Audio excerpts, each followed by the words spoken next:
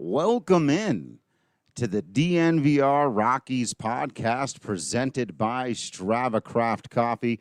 Remember to use that promo code DNVR20 and you will save 20% off your entire purchase of that CBD-infused, deliciously rich, and potentially life-altering Strava Craft Coffee. I, of course, here have a Breck Brew in my hand as I report to you live if you're watching us on the YouTube, Facebook, or on Twitter. Obviously, if you're listening to the podcast, not live, but still from the Winner's Lounge, as our NBA guys call it. The Colorado Rockies have won themselves a baseball game. So let me take a sip of this mango mosaic really quickly.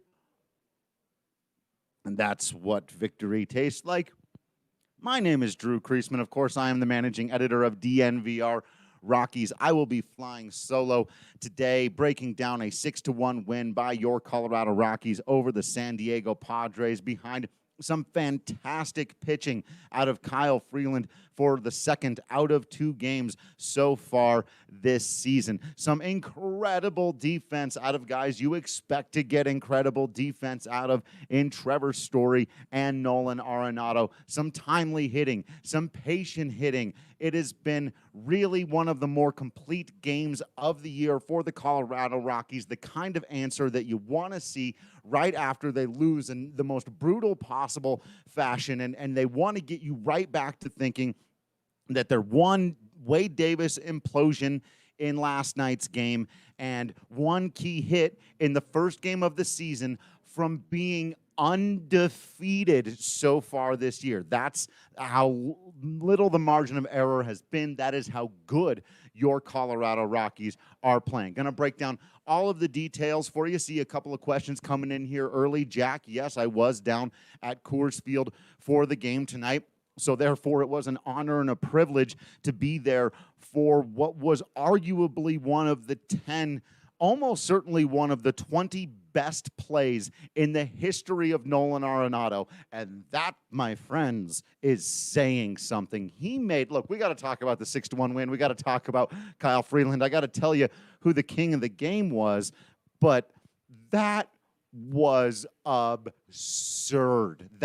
He ran 180 feet from a shifted third base position into what I can only describe as medium to deep left field foul territory and made, on a dead run, a basket catch over his shoulder. Now, if he doesn't catch that ball, it's a foul ball.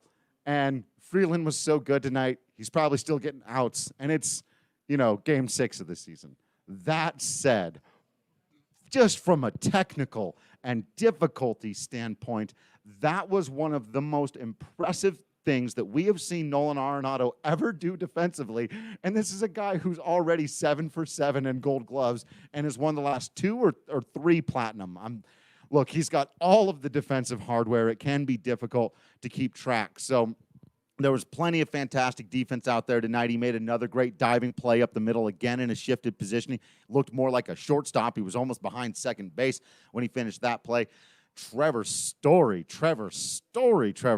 showing off the leather. Boy, oh boy, did he make some fantastic plays. We'll come back to him in just a little bit because he wasn't just getting it done on offense. In fact, let's just do this here since DJ is coming in right now and saying Story for 2020 MVP. DraftKings can book it. Let's have some DraftKings conversation because that is your Draft King of the game. Look, I'd love to give it to Kyle Freeland. I think this is the second time this has happened to him now, where if you're looking for long-term, down the road, what's the biggest, most important positive sign out of this game? It's not that Trevor Story can pick it and hit the ball far. You knew that. It's that Kyle Freeland did what he did. That's the bigger news story. But for this game, come on, the kid was everywhere. He was doing crazy stuff out there. Couple of base hits, drawing a walk, scoring his runs for that bet, if you like that, and also hitting one at 107 miles an hour. No doubt, or couldn't quite get it onto the concourse for that concourse kid moniker, but I think that's because he just didn't quite lift it enough. I think it was just too low of a line drive. He hit it hard enough that it could have gotten to the concourse. That was just a massive massively impressive shot. And since we are on the subject, I may as well remind you all now, in case you're wondering, well, what are you talking about, the draft king of the game, and where am I going to go pick up on this Trevor Story MVP odds? Remember, Patrick Lyons had that one before the season. Maybe take Stowe over Arenado. We had him real good in that runs category, and he's staying near the top of the league so far, both in home runs, hitting his 4th today, and in that runs category. So keep your eye out on him and all of these other fun and interesting Rockies bets. But in order to do that, you've got to download the DraftKings Sportsbook app. You've got to use that promo code DNVR, which gives you a special odds boost to bet 20 to win $100 on a team of your choosing. So whether or not you're picking, for the Rockies, whether you'd rather not bet on your team and just go for a team that you think is really bad, so you're definitely sure they're going to lose that night, or a team you think is really good, whatever it is, there's all kinds of fun stuff you can do, whether you think Nolan Arenado is going to get a hit or an RBI in any particular game. Go and check what they've got on the DraftKings app for you. You must be 21 or older, Colorado only. Other terms and conditions apply. Eligibility restrictions also apply. So see DraftKings.com/sportsbook for details. And if you have a gambling problem, call 1-800-522-4700. Just a remarkable performance out of Trevor Story, an MVP caliber performance. That's what you see out of it, making a difference on both sides of the ball, being a driving force everywhere, especially in this moment where Nolan Arenado has been cold at the plate, though boy, did he do some defensive stuff out there. In case you were starting to forget or be like, he's not really been that great this year on either side of the ball. Well, you can put that away. At the very least, he's done now a couple of things defensively where you go, well, he's fine. He's still Nolan Arenado, which makes you go, well, the bat's going to be there. The bat's going to do the thing. So got to agree with you there, Jill. Incredible defense. And DJ, quite clear look. If there was any doubt before tonight, and there shouldn't have been. But no one, how do you watch that game and not realize that the Rockies have the best left side of the infield? I don't know about ever, but right now, he's going with ever. We'll have to put that. We'll have to put that into. I'll have to consider that. I'm not sure what it would be. I'm sure there's some great. Look, baseball's been around 150 years. Ever gets into an interesting conversation always. But wow, boy, oh boy, are they incredible to watch, and still in the middle of their prime. So the other thing, of course, that we wanted to talk about here, the runner-up for Draft King of the Game, as I take one more quick sip of my Mango Mosaic down here at the DNVR bar for the post-game live. And again, if you want to make sure that you're a part of these conversations, subscribe to YouTube, click that little bell icon, and you'll make sure you'll get a notification every time we go live. So we got to talk about Kyle Freeland, man. This is, okay. He looked good. I don't know if I don't want to shock anybody. I don't want to blow anyone away with either potentially shocking news or with my in-depth baseball analysis, but Kyle Freeland scattering 2 singles and a walk over 6 innings while throwing only 83 pitches against a lineup that, again, the experts or the national consensus considered to be much more world beaters this year. Certainly much better than what the Colorado Rockies had to offer.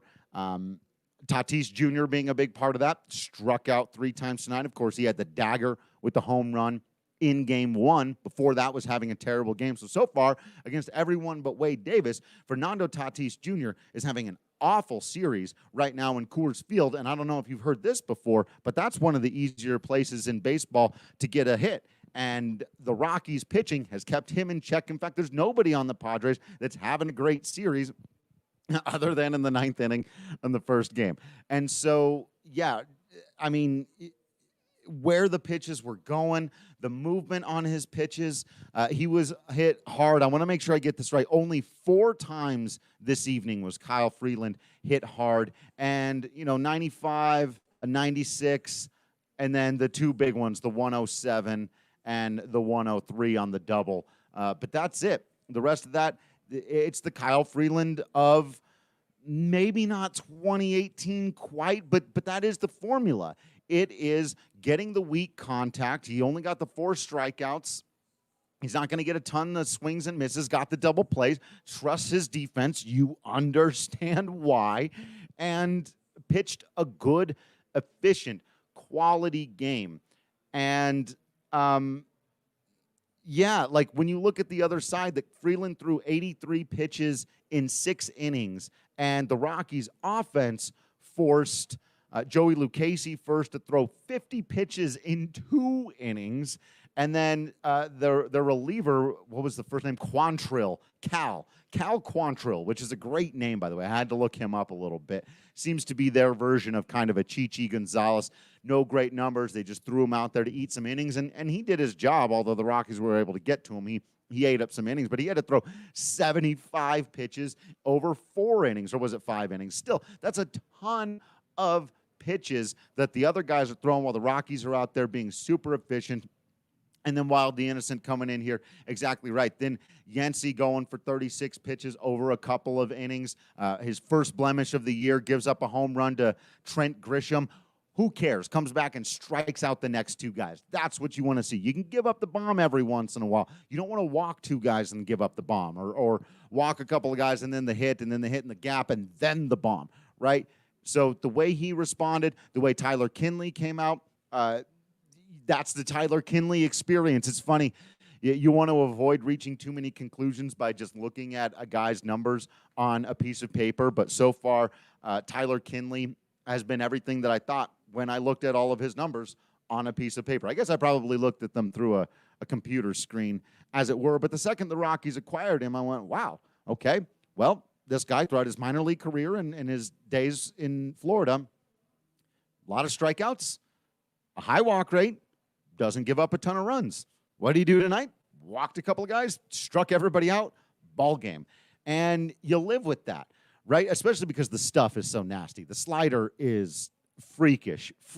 And the Rockies now can do this. And I hope people had the opportunity to read my article today about Wade Davis. If you're not a subscriber to the DNVR.com, make sure that you are, because I really broke down the numbers in that one about Davis's velocity dropping from 95 and 96 miles an hour just a couple of years ago to 92 miles an hour last year to 91 miles an hour this year.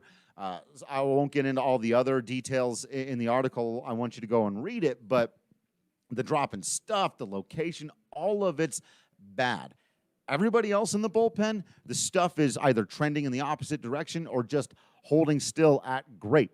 They've got a lot of guys with closer stuff, including Carlos Estevez, Jairo Diaz, Tyler Kinley, now Daniel Bard, apparently, which is absolutely fascinating. And I even think James Pazos, the lefty, though we haven't seen him much as the Rockies haven't run into too many of those situational moments yet, I think he's got the ability he's got closer stuff. His slider is wicked. The sinker is wicked. The guy's a really good pitcher. We just haven't seen him yet. And so I know we said it yesterday, and I don't want to harp on it, and I don't want to harp on one individual. But other than that one guy in that one moment, in that one game, your ball club has outplayed their opponents 90% of the time this year. And that is incredibly difficult to do in baseball. It's just very difficult to do. I know, again, it's early, it's 6 games, but your Colorado Rockies starting pitching staff has an ERA after Freeland's performance tonight combined of 1.89. I don't care how many games it's been. After 3 games, you're like, hey, that's pretty good. 5, 6, okay, they're on a roll. We're a couple times through now. We're about to see everybody else has, and D-line's right. Thing this year, the season's a 10th over. I mean, we're not quite, but yeah, like actually, I don't know. I'm not the best at percentages. Maybe I don't think that's quite right, but here's the only reason and Derek's right. Maybe I shouldn't have brought up Wade because everyone's feeling so good. But here's the reason that I did. Because when you break down why Wade Davis has been bad beyond the numbers. You know that he's been bad. You can look at the ERA and the walk rate and you can go, well, that's bad. But why? Why? That's what I tried to break down in my article today. What about his process? What about the pitches that he's throwing is leading to these poor results that wasn't before? You can look at the opposite with the success, whether it's Yency Almonte, Daniel Bard, John Gray, Herman Marquez, Antonio Senzatella is the biggest one. Antonio Senzatella is Exhibit A for the opposite. Doing isn't just, well, he's had a couple of nice looks here and there because it happens. Like, no, his curveball and slider are completely different pitches. His fastball has more zip on it. He's in better shape. Everything about what he's doing and the data bears that out, right?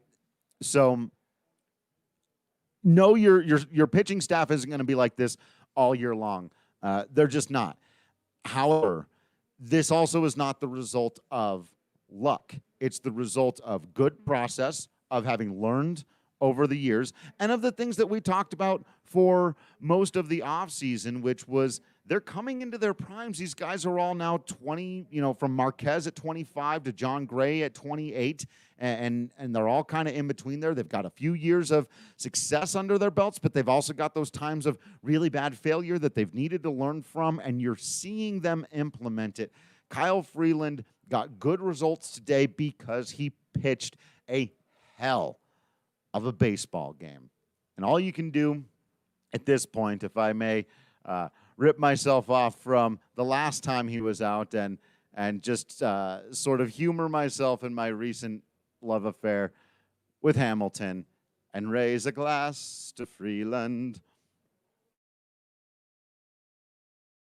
Brought to you by Breckenridge Brewery. My second favorite place to get it is down here at the DNVR bar. My third favorite place to get it is when I have it pick up curbside or delivery from Davidson's. But my favorite place to get it is to drive on out to that farmhouse. Call 303-803-1380 from noon to 8 p.m. DNVR, because then I save $5 off of both the food and the beer, and I end up with some deliciousness all the way around. And you gotta raise your glass to Kyle Freeland in this one. And while you got to raise your glass to Chris Owings. Now, there were a few things about this game that were also a little bit frustrating in terms of, and I see Luttrell coming in and basically, saying, yeah, hate to get on the mood, but get Wade Davis off the team. And I would understand why anyone would feel that way, because you look at the rest of the squad and then you look at what Tyler Kinley did tonight, right? And you just go, man, if Tyler, who nobody was expecting to come in and close baseball games, so maybe if they'd just thrown him out there either in the ninth instead of Wade Davis, or even just after Davis had walked two guys when the game was still tied and Kinley gets the strikeout that he eventually did, and you saw him striking guys out tonight, again, not by accident. His slider moves 5 feet and comes in at 91 miles an hour. Have the wipeout curveball. He doesn't have the blow you away fastball anymore. Kinley has both of those things. Does he hit a spot every time? No, he does not. But he at least has the stuff. And you just go, man, if they bring in Kinley before the Rockies win that game. The other one, of course, Chris Owings throwing out a couple of RBI. And again, you just go, man, you couldn't have traded one of those base hits for one last night, because if he'd have put one into center field like he did in his first at-bat out there in this one in the Friday night game, the Rockies win that one. Despite everything, despite the implosion from Wade Davis and the mistakes on defense and on the base path, if Chris Owings just throws out a little base hit there, like you saw him produce a couple of times today, rewarding Bud Black for putting him into the lineup after that, and after he was heavily criticized for doing that, you saw him contribute. You saw him contribute with the legs.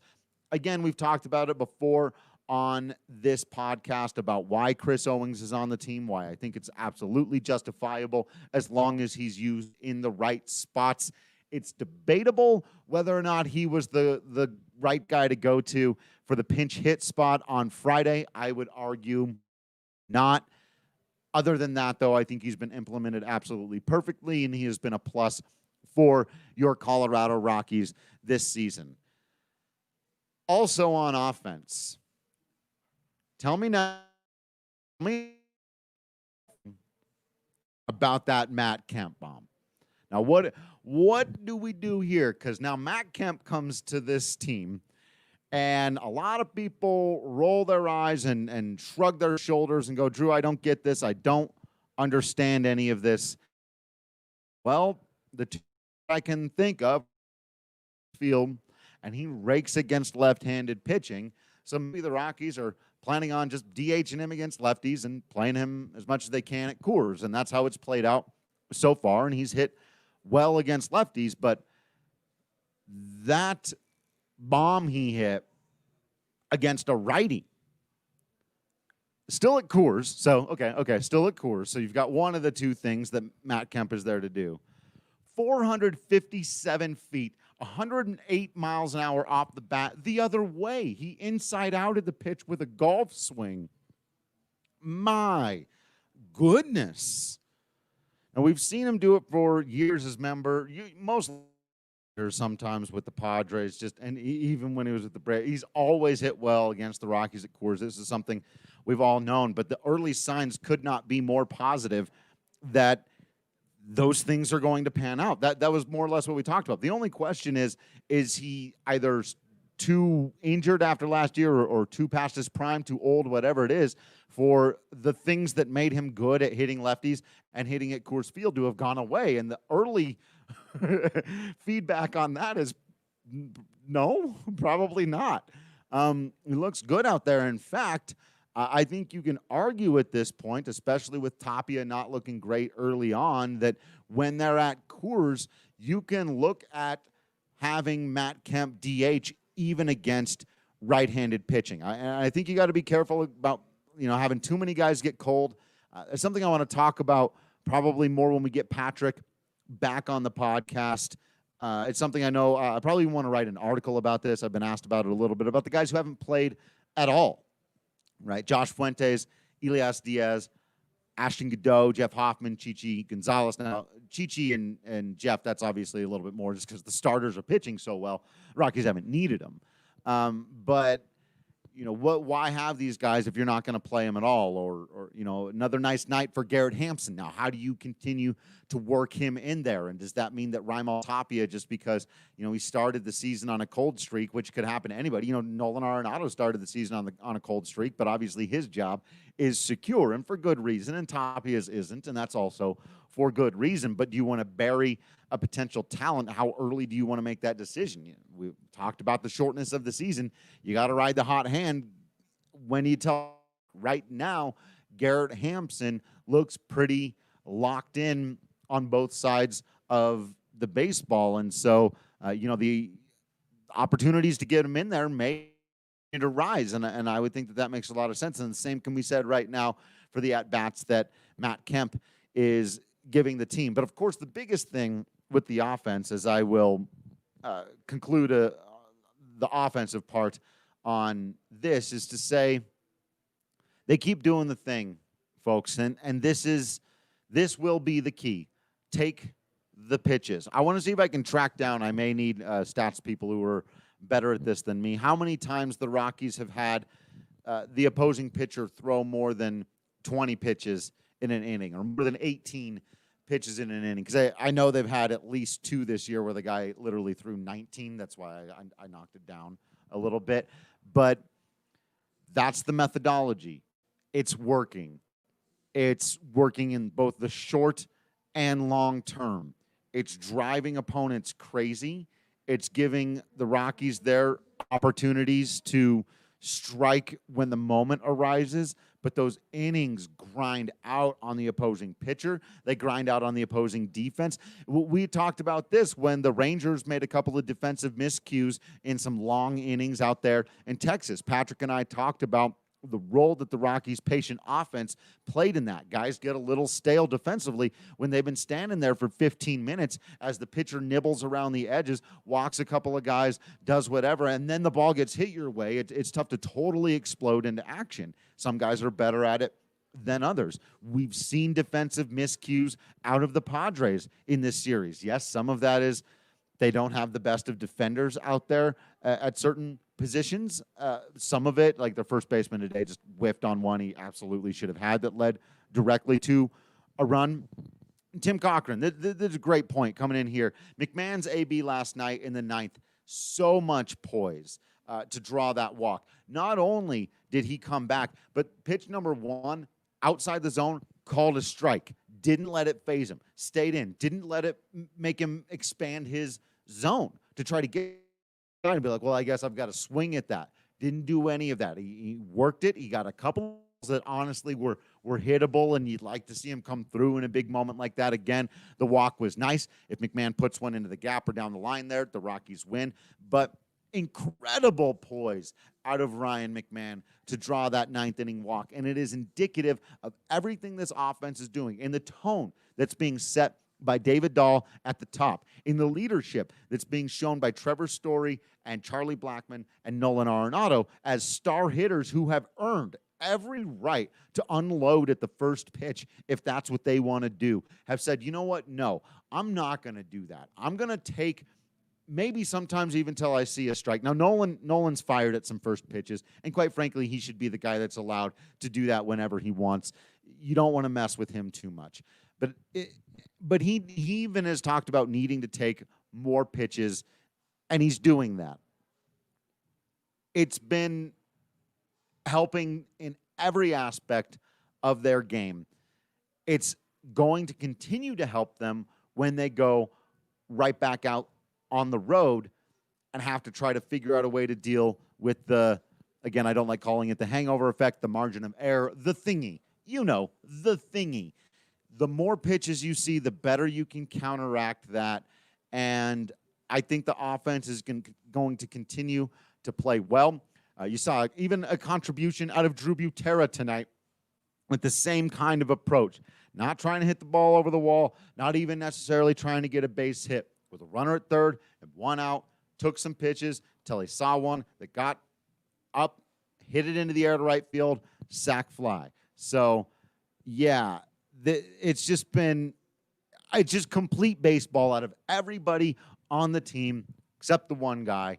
Everybody else who's played has given the ball club a positive contribution, not just in terms of the results produced on the field, but of their process. They're doing the right things that should not only, lead to the success they've had in the short term, but bode incredibly well for the future.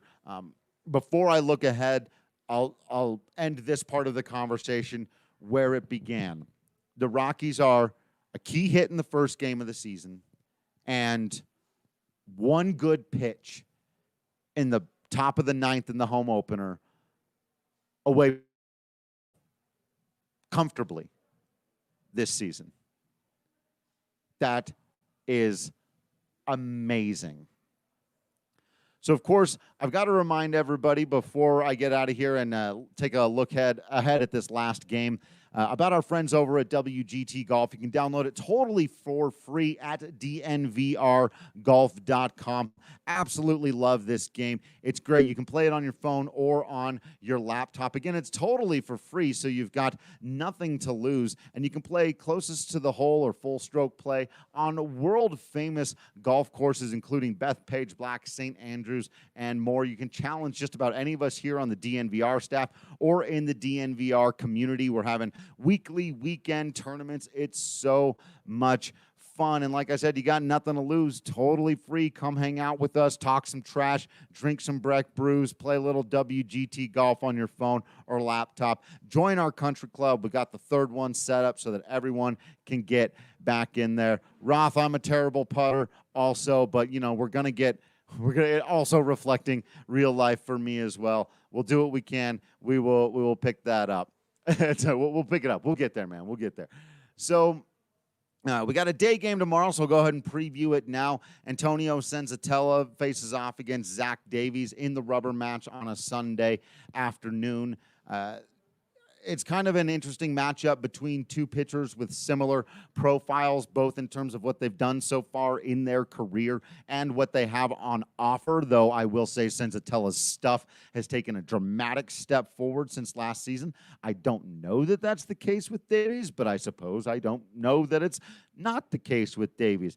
He gave up 3 runs, only 2 of them earned in his first appearance this year. That's Davies against the Giants. So do with that what you will. It's a solid start, but it's also against an offense that isn't particularly impressive. He picked up 5 strikeouts in that game. I can't see here. He's made only 1 appearance at Coors Field, allowing 1 run and 2 hits in 5 frames for Milwaukee last year. And we've talked, I hope, ad nauseum about Antonio Senzatella. If you haven't gotten hyped about Antonio Senzatella because of the hype I've been giving Antonio Senzatella, then I haven't been doing it well enough, and I guess I should do a few more of them because the kid has got it, and he's one of the – I think I said before the season – that Ryan McMahon is the position player I'm most excited to watch because it's so much, you don't know what you're going to get, and you could get so much good, but we've seen, some of the growing pains still there.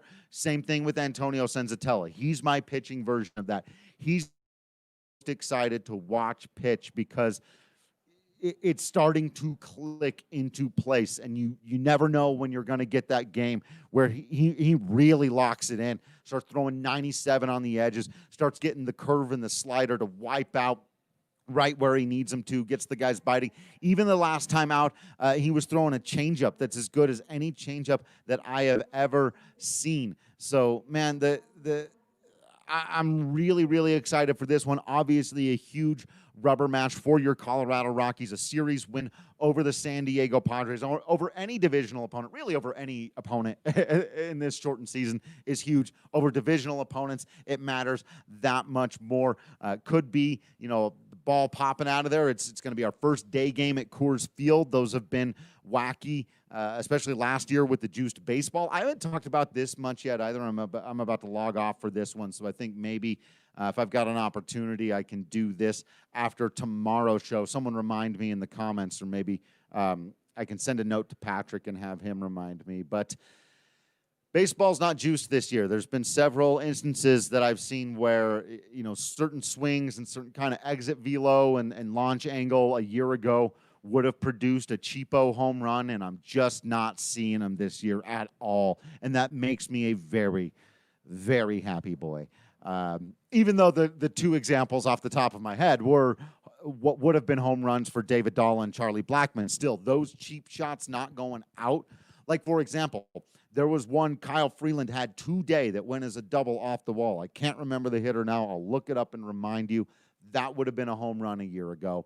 And, if it comes at a time where he's walked a guy and given up an infield single, that happened to him last year. I'm now thinking of a very specific game last year where he walked a guy and gave up an infield single and then gave up one of the cheapest home runs I've ever seen in my life. And you're going 3-run jack in the second. My start is all screwed up. Those kinds of things really do matter. And seeing it not happen, good news again for your Colorado Rockies and their starting pitching staff. I'm going to say it one more time in case some of you thought it was a spoken out loud typo. 189 for your Colorado Rockies starters. So check back in with us after Senzatella goes tomorrow afternoon. And if that's still sitting around the same area, y'all might be in for a remarkable end to the summer. If we can finish out this baseball season. I don't want to end on that. I want to end on this. Raise a glass to Freeland. The kid from Denver, I think he's back, folks. As I said, but you heard me say it all off season. The reason to not believe in this team is if you believe Kyle Freeland is done. You believe he's got nothing. You believe 2019 is who he really is. And if you believe that that's who Kyle Freeland really is, then yeah, don't believe in the 2020 Rockies. If that's who Kyle Freeland, if that's the version of Kyle Freeland that showed up this season, then you'd be looking at probably 2 more losses on the record, and you wouldn't feel great about your team right now. But it's not the version of Kyle Freeland we've seen. We've seen a pretty darn good one, and look at where they are. He keeps doing this. It's a postseason team. Easy. Thank you all for listening in to this episode of the DNVR Rockies podcast. Make sure you're subscribed to us on the YouTube especially so you don't miss out on any of the live stuff. Facebook, Twitter, all the social media stuff. You know what it is. Subscribe to the DNVR.com so you don't miss out on any of that written content, including that Wade Davis article where I broke down all of the numbers behind why it's just not working out for who you hope is the former Colorado Rockies closer there. Make sure you're getting some merchandise, including, if you're a member, the new Larry Walker shirt. What are you doing? Other than that, thank you all for listening in, for continuing to watch Rockies baseball and interact with us in these incredible times. And obviously that word has many meanings, and it means all of them right now. And so we will wake up every day with thoughts of Rockies baseball and hopes of getting in the game, and I will always be here to talk to you about it. We'll chat again after the Sunday afternoon contest. Everyone out there, I just hope you continue to remain absolutely awesome. You know, I will continue to remain absolutely Drew Creasman. And until next time, I will see you at the ballpark.